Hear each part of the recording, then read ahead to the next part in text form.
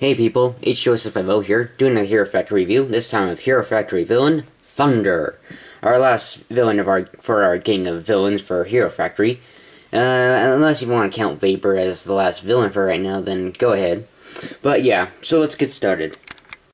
So first off, real fast, here's the box. It's the same box we've had with the other three villains. So here's the front, here's the side, and here's the back. We have Thunder fighting Natalie Breeze and functions, and yes, I know the box is a bit damaged. It was like that when I opened the package. Stupid Lego. So yeah, now to the actual figure. And I'm gonna go over recolors and new pieces and all that jazz. Now, the majority of pieces used on Thunder is recolors of old pieces we've seen before. So I'll go over this now. Now the recolors are in that dark silver we've seen on Rotor's toxic spewing gas shooter. So very cool. So I'll go over those now. So for the feet, we have these are Star's feet in that dark silver, so very cool. And we have the new armor shield piece in that standard gray, so pretty cool. I haven't seen that in a while. And now for his arms, they're quite different from each other.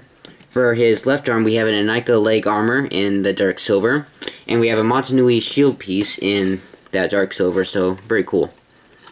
And for his right arm, I believe, yeah, right arm, we have an Anika shoulder armor in that new gray, so pretty cool. Now for the new pieces for his weapon that forms his crusher claw, if I can get it off there. So here's the new piece. So very cool. You can see it's kind of small and kind of, you know, I don't know what I'm talking about. So anyway, so very cool. This is a nice new piece. I really like it. It has a nice detailing here. You got the, you know, the actual crusher piece thing. I don't know what to call it, but you know, nice detail. It got it's got 3 points of connection. We got 2 axle pieces and 1 peg piece. So pretty cool. And these sort of remind me of Pohatu Fantoka's drill propeller piece. So I don't know why, just maybe the way it looks. But they're pretty cool. You can use these on some digging mocks, like mining mocks, Pomator mocks, or whatever you can think of. So that's a very cool piece. Comes with 3 of them, so yeah. And now for his head, or face, helmet, face, whatever you want to call it. So here's his face. It's very cool. I really like this. It has some nice detailing. We got some gear teeth coming out. Looks like a little mohawk. And we got some gear detailing right here on his on the side of his face. And I really like the actual face part. Like there's his eyes and here's his jaw. So pretty cool. You got some indents, make it a little more metallic and stuff. Now, for some odd reason, it sort of reminds me of Jaws from James Bond. I don't know, maybe it's just the actual jaw piece right here, but yeah. So that's it for the new pieces and recolors. Oh, and we also get the Black Thorn Ice Launcher pieces for his meteor launchers. So yeah, that's about it. And he does come with Ben 10 legs, but they don't bother me that much, and he has a standard Hero Factory torso, and yeah. That's it. That's about it. So, now I'm gonna move on to his articulation, or design. Articulation design, yeah.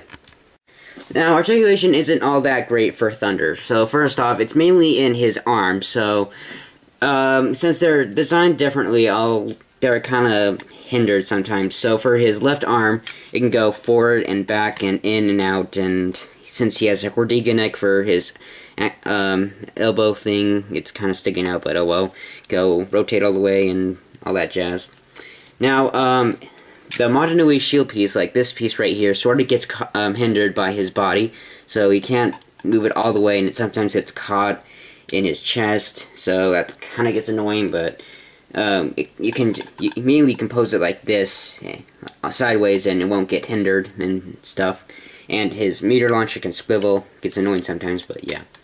And for his other arm, it's kind of bad for his right arm, since the way the Anika shoulder armor is connected, like that. So, he can go forward and back and in and out and rotate all the way. But sometimes, when going backward or forward, this actual piece right here gets hindered by the body, so it kind of lacks in articulation, and he can't go all the way since, yeah. So, yeah, and since I think you're supposed to pose him like this, and so this is sticking out, but, you know, it kind of looks weird. So, yeah.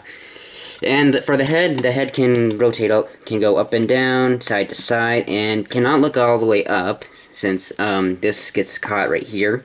But it can look all the way down, and, you know, basic head articulation, and the legs can go bend, and, yeah. Basic leg articulation. So, yeah. Mainly in the arms are where the articulation isn't so great. But, you know, yeah. Let me see if I can just fix him up here. So that's it. Now to go on to his posability. Now, like with articulation, posability isn't so great with him since how he's designed, but you can get him in pretty decent poses, like, for instance, I keep him in the pose like his box, or just for lulz, I'll put him in a weird pose. There we go. Gangsta, yo. No, I'm just kidding. But yeah, posability is average, but it could have been a little better, but oh well. Now, to go on to his design. Now, I really like Thunder's design here. I mainly love his Crusher Claw. It just makes him look really awesome. My only complaint about Thunder is his arms. I mean, you got two different things going on. I mean, you got a Nika shoulder armor right here, and you got a Nika leg armor and a Mono new shoe piece on here, which sort of gives him an asymmetrical look, which he is. I just think it's unnecessary that they would give this armor different armor than this one. I sort of like symmetry in sets, in some of my LEGO sets, but it just depends usually. But this is an exception. He is just asymmetrical. I just think it's unnecessary to make two different armor on arms and stuff. So yeah. Now to do a quick size comparison. And here's a quick size comparison. As you can see, he's a bit taller than Natalie Breeze, and he's about the same size as Explode, and he comes up to about the head of Von Nebula. So, just give you a quick size comparison to how tall he is, and now for his final rating. Overall, I really like Thunder. I like, from his Toy Fair pictures, from his final design, I absolutely like Thunder. I especially love his Crusher Claw. I think it just makes him look amazing and really threatening. I really like his design too, despite his different arms, which actually look ridiculous. I would prefer if they'd work on that a little more, but oh well. And I love Thunder's face. It just looks really looks cool. Scrambled there.